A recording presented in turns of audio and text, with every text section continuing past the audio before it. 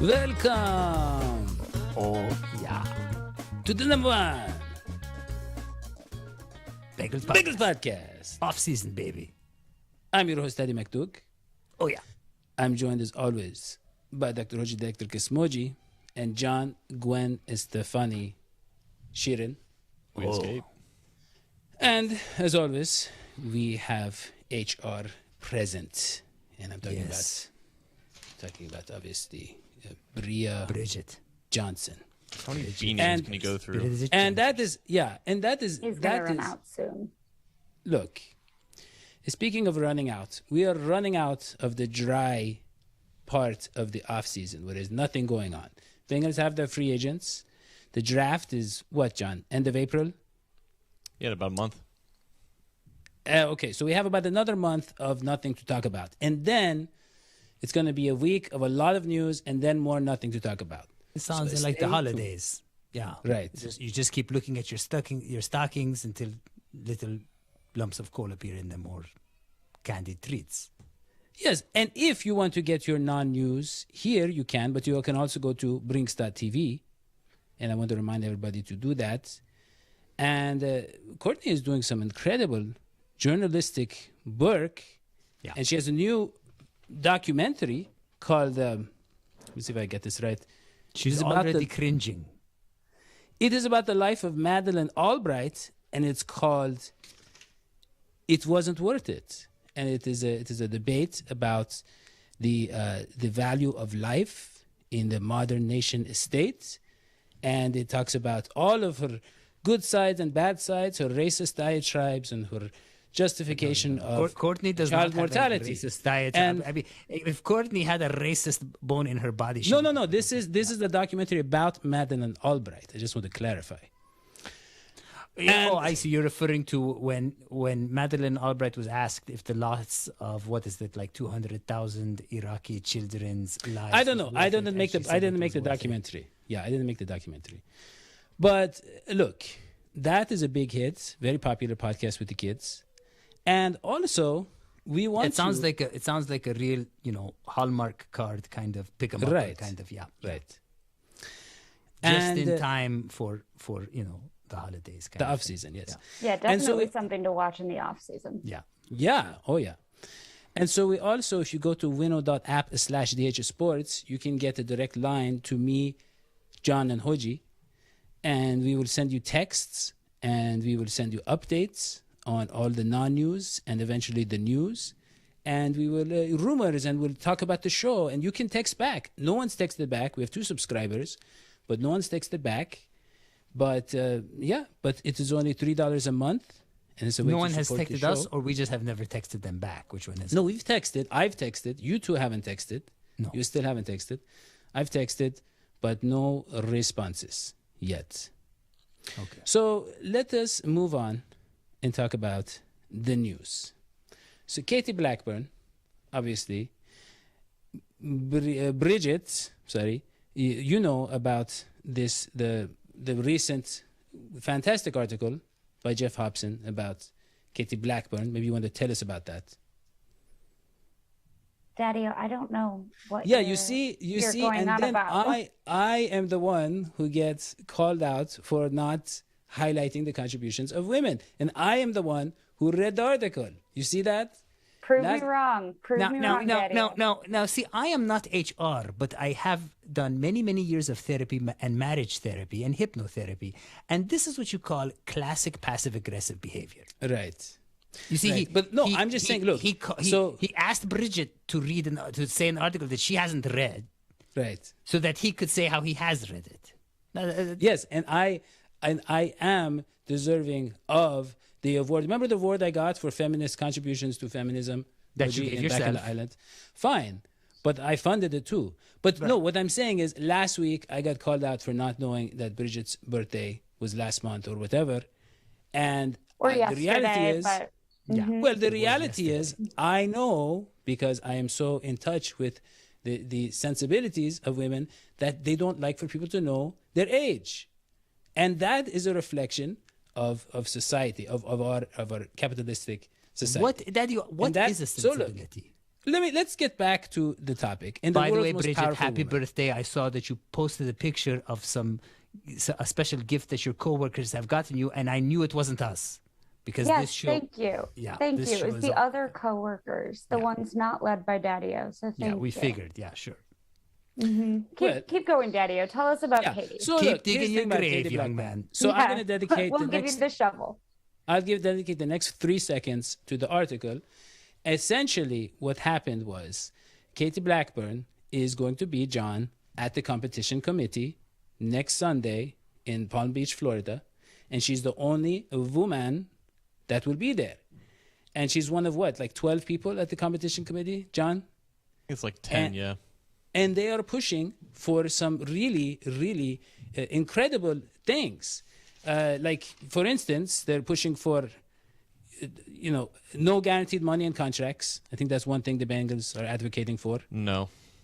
And they are also pushing for no indoor practice facilities for anybody. So it is.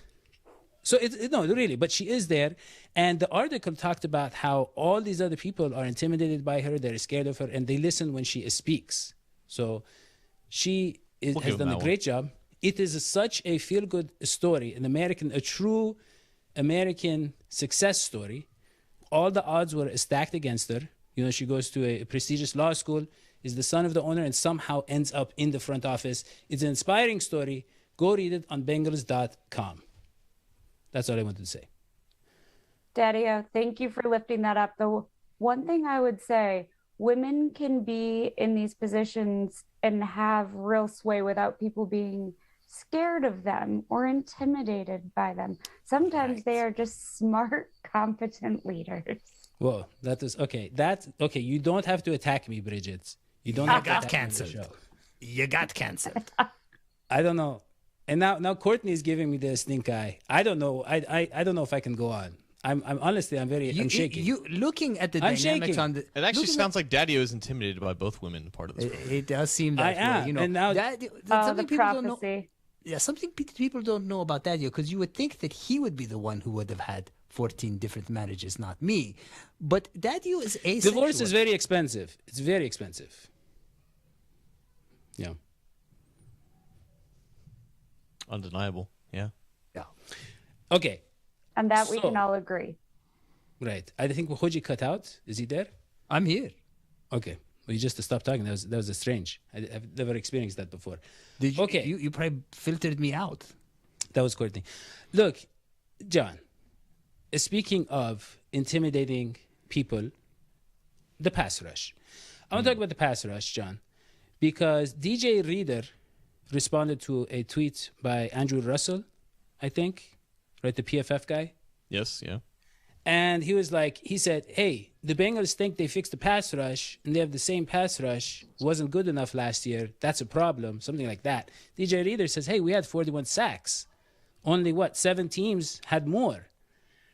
And the reality is, John, that the pass rush in the playoffs, the pass rush wasn't elite.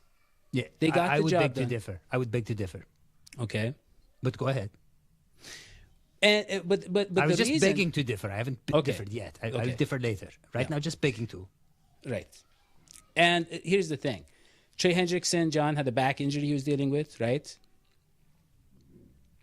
Ogunjobi was out. Sure, we don't have him this year. It doesn't look like you don't think we're going to get him back.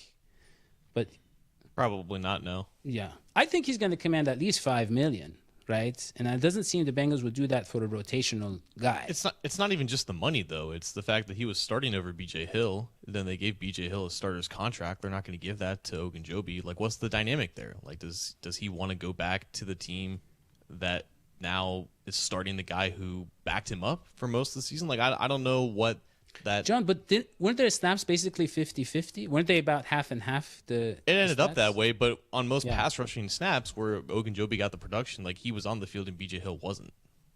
But here's the thing, John.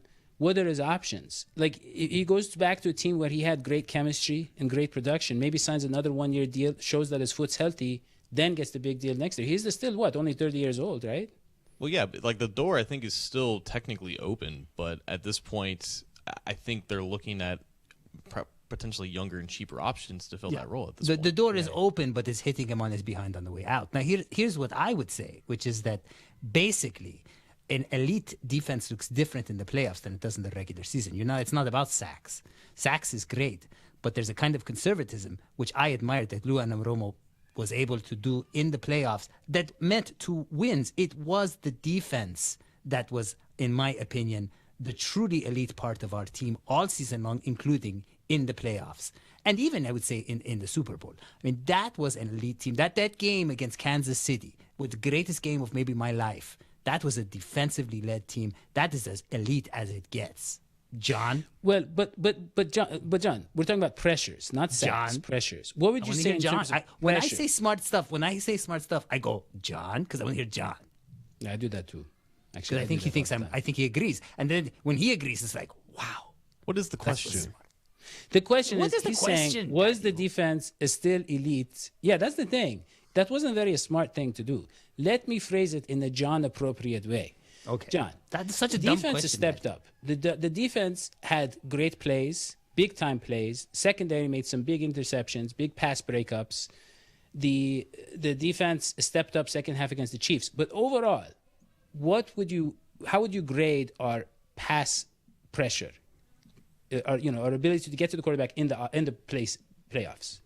This is where stats are like there are many stats that you can look at, and some of them translate to future success more than others, or some indicate more consistent success than others. And I think sacks at this point, like players are always going to look at sacks because players get paid for sacks. That's why Ogunjobi got the deal that he got initially, because he had a career year sacks wise. But in terms of like actually winning as a pass rushing unit on a per play basis, the Bengals weren't necessarily elite. They happened to finish a lot of the pressures that they did generate, which is why they ended up getting as many sacks as they did. But in terms of going forward now, I don't know if you're counting on another 15 sack season from Trey Hendrickson. I don't know if you're counting on another 8 sack season from Sam Hubbard. You might have gotten the very best out of both of those guys. And I'm not saying that they're going to be bad going forward. I'm saying the sack number might decrease because the players that they have right now, I don't think a lot of them are high pressure rate players. Maybe Joseph Asai becomes that, but we don't know. He's a projection. Yeah, I mean, But he's a projection. But he was Yeah. he was amazing in the preseason. I think it was one Right. game, but For three quarters. was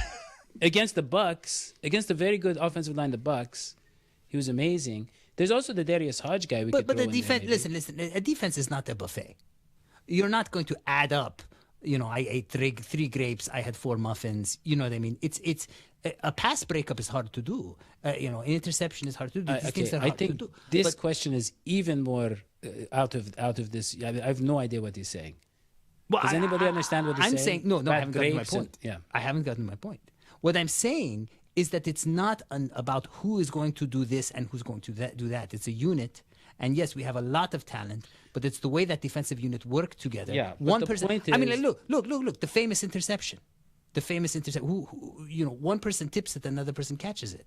Who gets the credit? Only one person gets the credit for the interception. Most of the credit goes to Jesse Bates. We're talking about the front. If you can't get pressure with your front 4, okay, consistently, you are going to get burned by the better offenses. You can't blitz. You can't do that kind of stuff too much. And if we don't get that consistent pressure, we're not going to see those big plays in the secondary because they're going to have too much time and they're going to get beat. John? The issue here is that like they have 4 quality starters at defensive line. Behind that, it's a ton of question marks, and you need that depth throughout the game because you have guys rotating in and out, giving other guys breathers like Khalid Kareem, Cam Sample. Like even with Joseph Asai, that's probably not enough at defensive end. And behind BJ Hill, they have no pass rushing defensive tackle presence. Like DJ Reader Yet. can only do so much. Yet is the question, right? Does that come into the draft? Does that come with another Well, free agent? speaking Does that of come? the draft, let us go to that, John. Let us talk about along the lines. I know you want to talk about some draft prospects. Yeah, there's two that I think are being circulated right now amongst Bengals fans. You have Devontae Wyatt from Georgia, who I think just turned 24, so he's really old for a guy just coming into the NFL. But if you played college football at Georgia and you were a defensive player, odds are you're probably going to be good in the NFL, regardless of how old you're coming in. I think he's going to be immediately good because of how physically developed he is already. He's a phenomenal athlete. He was incredibly productive at Georgia. He just provides a lot of explosion at that position. There's not really something that you can't ask him to do. Now, he played next to and with other tremendous players, so that's obviously something that maybe impacted some of his production. But if you're going into an already pretty stacked defensive line, I think you would like that transition to be pretty seamless. So maybe his age does push him down to the 31st overall spot, but he's someone that I think NFL teams are going to be really high on because of how productive and how well he played at the end of his career there. Well, John, you said, John. No, I got to say, John. To me, that sounds like cheating. If you're doing explosions, I mean, No. you can't. No. You can't do that. That's like you got to use what's on the field. You got to use your body. You John- can't do explosions at the line. I don't think he's killed anybody, so he at least has that going for yeah, him. we already talked about the Madden Albright podcast. That was a long time ago. Look, I want to talk about, John, his short arms. Because Oh my gosh, Oji and I alligator know, arms. Yeah, Yeah. we know the problem. Yeah. And that's the thing. You That's the can't get question. on the van with alligator arms. And this title, that's by true the in way- rock and roll, and that's true in football, by the way. Right. This title, by the way, refers to I think it's the desire to get Wyatt. They want for Wyatt. Like they want Wyatt, yeah. And there's a desire. You are definitely for the not Bengals- a DJ reader, Daddy-O, the way you spell. Right. But John, here's the thing. The short arms, and I mean, look, he has incredible lateral quickness. He moves really, really fast for the guy that size, side to side. And But what good is that? I mean, Well, that is, I mean, it's you got to good move in the- forward and backward. You- This is all not- the times. This is not. We've talked crabs. about this. They're There are not different. crabs. They're humans. You can move in any direction in the NFL. I don't know about college. But John, I guess the question is, will he be able to, hold up against these bigger, taller offensive linemen? Will he be able Where's to? this narrative that he's small? He's 6'3", He's got alligator 304. arms. He's No, got his 33-inch arms. Those aren't small at all. Those are little baby arms. It's like. is it? It's What like do you when have his arms attach- at? It's like when you take the I- arms of a Cabbage Patch doll and you put it on a human. That is not a human. Geno Atkins had shorter arms. Just saying. Yeah. Speaking of Geno Atkins, if he's fully healthy, we talk about the No. backup. No. That man is so happy being retired. I do not want him back on an NFL field. Okay. Well, I guess if John doesn't want That's him back, that. yeah, that's that. Why would you want him back? If he's happy doing what he loves right now, being with his family, just He being a doesn't know dad, what's why- good for him. He doesn't know what's good He because John, doesn't? here's the thing: he needs to win a He Super needs a Bowl. ring. His life is not going to be complete. Look, there was a point where we were comparing Geno Atkins to Aaron Donald, or we were comparing Aaron Donald to Geno Atkins. Aaron Donald was on the rise, and it was like, oh, he's the next Geno Atkins, and then they were on par with one another. And then Geno Atkins had the ACL, and then he had a bad season following that, and then he had a kind of a bounce back season. And then the team got old, and then people are like, "Oh, he was good, but not Hall of Fame material. He deserves to be in the Hall of Fame. One or two. Who says great he's not Hall of years, Fame he's Super Bowl. material? Gino, let's be honest. I want to grab Gino Atkins by his little baby alligator arms and pull him onto the Bengals. I sat Because next we to need Geno Atkins on a plane once, and his legs, he may have little baby arms. I did not notice. This man had tree trunks for legs. Have you ever seen John, this man's You're legs? telling me. That's He an you're definitely doesn't telling have me- little arms Hold on. compared to Daddy or Hoji. John, you are telling me you want this guy with tree trunk legs walking around playing with a little 2-year-old instead of being on the football field? John, that is We need the If he trunks. plays another year on the football field, who knows how long he can play with his little daughter? John. John, how Oh, old I see. is You're talking about like Geno? concussions and stuff. He- I think Okay, is he's talking 33, 34.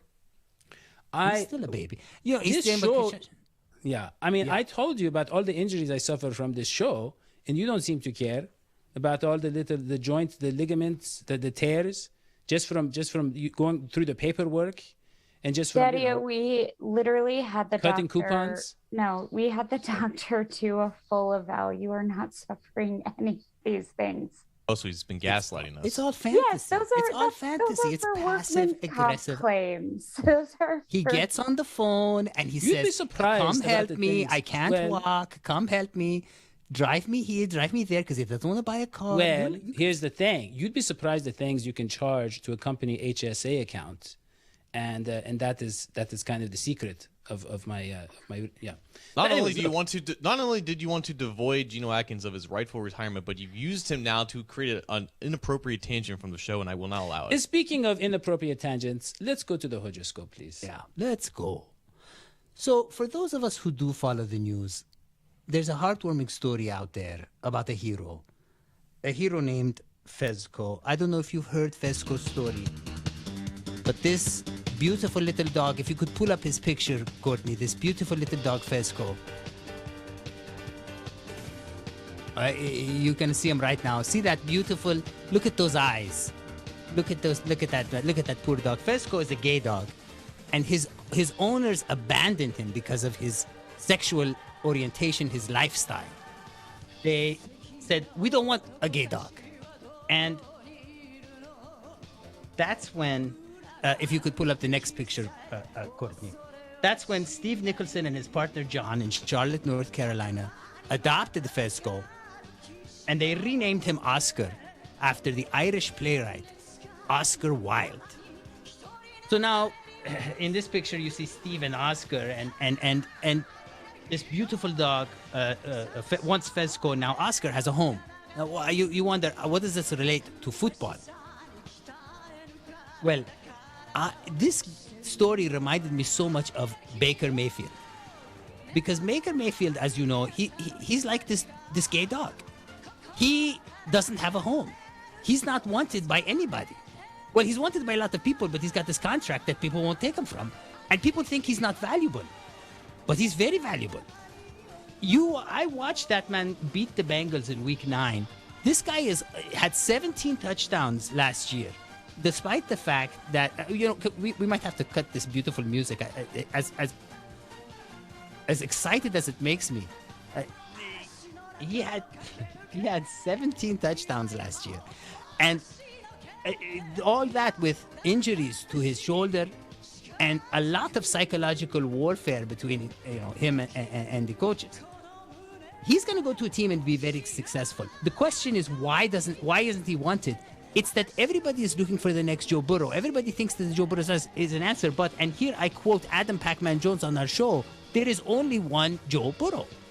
So my horoscope is that our special man, Baker Mayfield, is going to have just a great season. Just like Fezco, the gay dog, is going to have a great life with his new owners in Charlotte, North Carolina. And that is my horoscope. Wow, that was powerful. That was powerful. That was his music. And yeah, that was Yeah, great. the music was really uncopyrighted, intense. uncopyrighted music. That's fantastic. We can still monetize the show. I love it. But yeah, that was inspirational.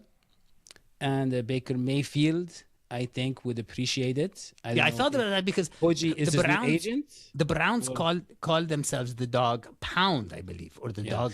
I mean, that's true. But I will say Baker Mayfield is at a low point when even Bridget is making fun of him on the show. That's the only person she's ever targeted. That tells you. I wasn't making fun of Baker Right, Mayfield. right. And speaking of making fun, I just have to say, though, a point of clarification, and John, I'd be curious of your take. Did Baker Mayfield beat the Bengals in week 9, or did the Bengals beat the Bengals in week 9? Ooh, that's a good point. That's a good point. It's more of a philosophical point, really. Yeah. Yeah. But Baker looked good.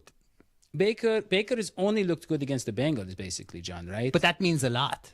Because I mean, remember, why do you think the Steelers want him? that's why everybody's trying to play the Bengals. Honestly, I hate to say this. I really hate to say this. Baker Mayfield will be successful on the Steelers. I hate to say that. That's what I mean. But that's the nature of the Steelers. Because, they Baker have Mayfield would have been more successful than Deshaun Watson on the Browns. That's the point I'm trying to make. No. That's the point I'm trying to make. No. You don't get it. It's not about stats.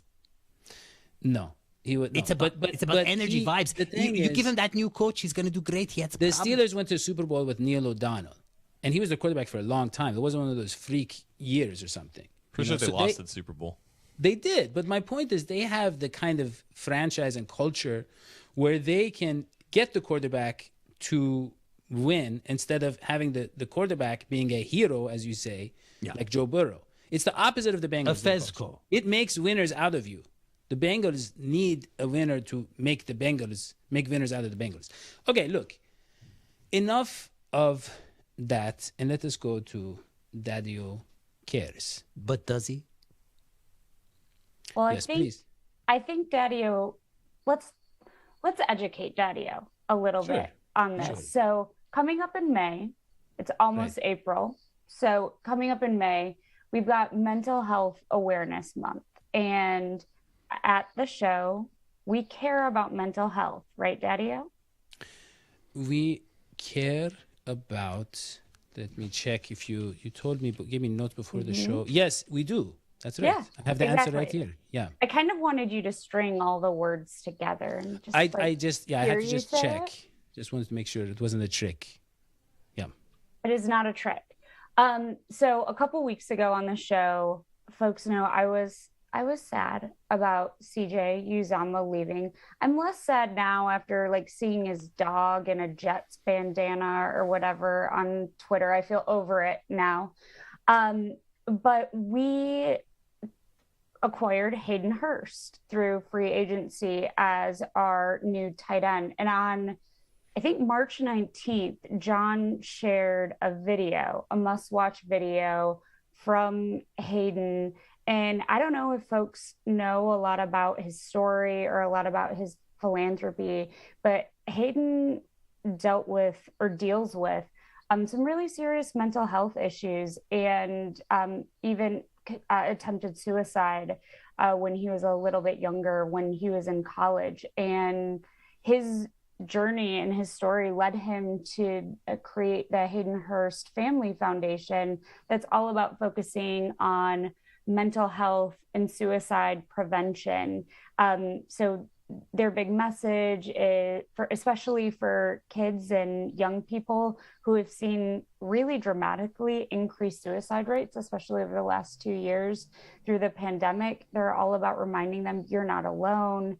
And he's really about eliminating the stigma of mental health and what it means to talk about mental health and in what can sometimes be a toxic masculinity culture in the NFL. He's bringing something really new and different that I know a lot of other guys are doing too. So something that was really cool over the last couple weeks, people have been donating in the hundreds to the Hayden Hurst Family Foundation. Cincinnati fans have just to welcome him to the team and to support what he's all about. And I wanted to bring this to Daddy-O Cares, because mental health awareness is super important. Suicide prevention is something that folks don't talk nearly enough about in a fairly male-dominated industry like the NFL. It's important to just norm talking about this. But for me, I was also really sad by the loss of CJ Uzomah's leadership and the heart and emotion he brought to the team.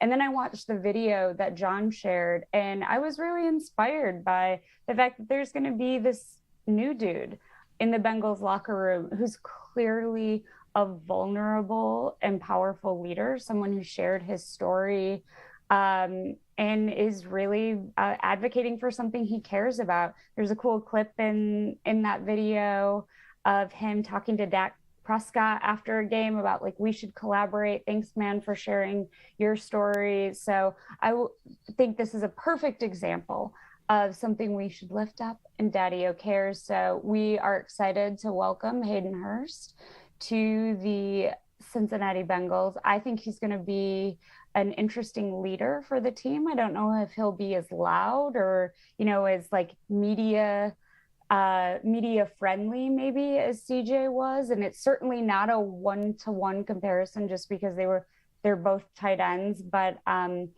he's definitely really stand-up dude. And if you can, check out the Hayden Hurst Foundation, haydenhurstfoundation.com. And if you're willing and able, feel free to make a donation as a Bengals fan and support some local mental health initiatives. Wow. Thank you. Well, that was great. And I just want to apologize on behalf of the show for that. I don't think that subtopic was related at all to what you wanted to talk about, but that is because we have a very young graphic designer. Yeah, this was more about the football side of it. But Daniel, I would add, love for you to open the very tight coin purse of your heart and pull out some love. But yeah, since you won't, maybe we can donate Daddio to the cause. Just give him on over. Well, I just want to say this. They talk about CJ Uzomah as being the heart of the Bengals team. And the reality, John, tell me if you disagree, is that, look, the heart just quietly keeps, what is it? It keeps beating, pumping, and it keeps you alive. And the heart, I would say, is Joe Burrow. Very quiet, but consistent, powerful leader who powers the rest of the team. I would say that Uzomah was more like the mouth, right? He is expressing all of the emotions of the team, very vocal, but the mouth really doesn't necessarily keep the whole thing alive. And so I don't think we're going to lose actual leadership. I think we're going to lose the who's the nose? Because if you lose your mouth, you're going to need your nose because you have to breathe. No, I think that other people can step up and be the mouth, I think, look, Jamar Chase was a rookie. He's going to be more vocal in his second year. He's our, second or third best player now, right? So what is John thinking? John's thinking about the biggest nose. Yeah. Like I have a big nose, so I feel like I'm qualified to speak on this subject. And I can't think of a Bengals player that has like a big schnauzer on their face. But no, I think I was worried that you were gonna do some like revisionist history now that Uzomah's gone. But I think that's actually a pretty apt comparison. Thank you. Too, actually. I was gonna say the nose would be the guy who's the best at sniffing out the nonsense. He's a sniffing out. So that would be maybe Von Bell when he knocked Juju Smith. Yeah. He will call you out. Obviously McPherson is the feet. So McPherson is the feet. Okay. So is Burrow both the brain, like the heart and the arm? He's also kind of the brain, is he not? And the brain. He's the heart and the brain. No, the arm. The arm is smacks. DJ Reader the arm would be Trey Hendrickson, DJ Reader. Those would be the arm because they hit you. They smack you. Yeah. So there you go. That was free analysis in the no news section of the off season. We're still making news and making headlines. Yeah. And for that, all we ask is a small donation that you can write off your taxes. Tax season is around the corner. It is time to donate as much as you can. Because remember, when you donate, that means the government will pay you back that exact same amount. Whatever you give to us, it'll come back with interest. I think you brought a tear to John's eye with that heartfelt message. Patreon.com/DHSports. You can be a patron.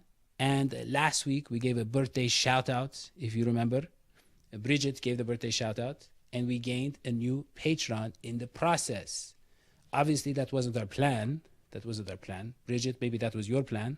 I don't know. That was not my plan. Not my plan, Bridget. But we did. Yes. And so if you become a patron, we can give you a shout-out, tell you a story. And if you join the highest tier, I think we have some great prizes. Like you get a free drawing and all that kind of stuff. You come on the show. All right. Any final notes? By the way, Andy Dalton is signed with the Saints. A lot of people want us to talk about that. That's some actual news. How about donate to the Hayden Hurst Foundation before becoming a patron here? Sorry, John, I can't. Maybe the music kicked in. I can't hear you. But there you go. That is the show for Technology Electric Smoji, John, Gwen Stefani, Sheeran, and HR.